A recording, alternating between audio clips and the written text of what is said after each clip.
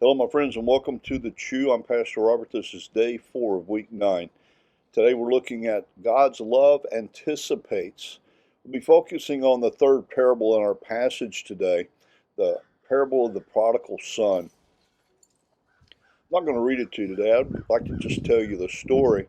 Jesus tells the story of a man who had 2 sons, and the younger son goes to the father wanting his inheritance now. He doesn't want to wait for his father to die. The father grants his request, and sometime later the young son takes off with his inheritance to a distant country. There he spends his entire inheritance on wild living, doing what he wants when he wants, with no concern about his resources or anything else. So he wakes up and he is broke.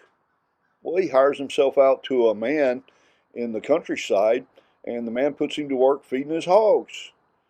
No one is caring for this young man. No one is providing him with anything. And pretty soon, the hog food starts to look really good to him. He longs to fill his belly with what he's feeding the hogs. Then he comes to his senses. He starts thinking about all the hired men who work for his father and how they have plenty to eat. But he decides to go home. In his decision to go home, he determines that if his dad will just have him back as a hired hand, if he'll just have him back, then he can work for his father. So he decides to go home. And when he gets home, we see that before he ever gets there, read with me in verse 20. But while he was still a long way off, his father saw him and was filled with compassion for him. He ran to his son, threw his arms around him, and kissed him.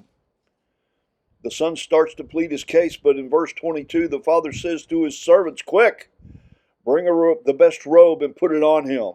Put a ring on his finger and sandals on his feet. Bring the fattened calf and kill it. Let's have a feast and celebrate. For this son of mine was dead and is alive again. He was lost and he is found." Don't lose sight of that picture.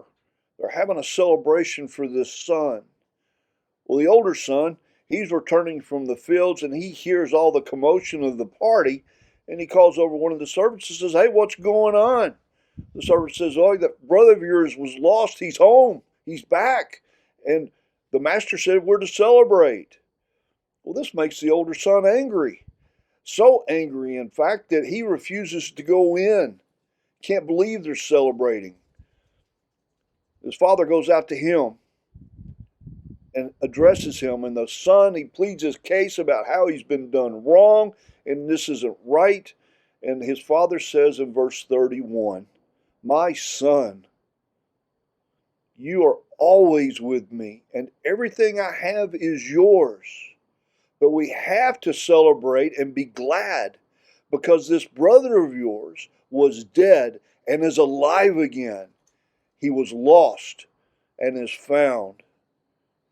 How many of us can identify with the older brother? In our anger, we lose sight of the benefits that we enjoy as sons and daughters of God the Father. The younger son was not only welcomed home in this parable, but he was restored to full sonship with the Father. When a sinner comes home, God welcomes us and restores us to full status as sons and daughters. He holds nothing back from us. God's heart anticipates our return, and Jesus reveals this in his actions, that of God's great hope and love and anticipation. Do we look longingly for the return of the ones who have walked away or those who have been lost? Are we eager to see them and welcome them back? Are we ready to celebrate when they do come home? You know, Jesus did this. He made a personal choice to follow the will of the Father all the way to the cross.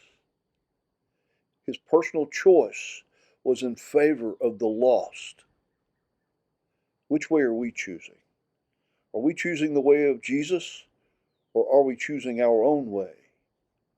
I pray that as you consider this parable once again, that you'll invite the Holy Spirit to give you eyes to see and ears to hear God's truth from His Word. I pray that you'll have a receptive heart and mind to receive these truths, and then act with the same boldness, commitment, and courage of Jesus to do what the Holy Spirit leads you to do. I pray you'll have a wonderful day, my friends. Go in the peace of God. Blessings to you.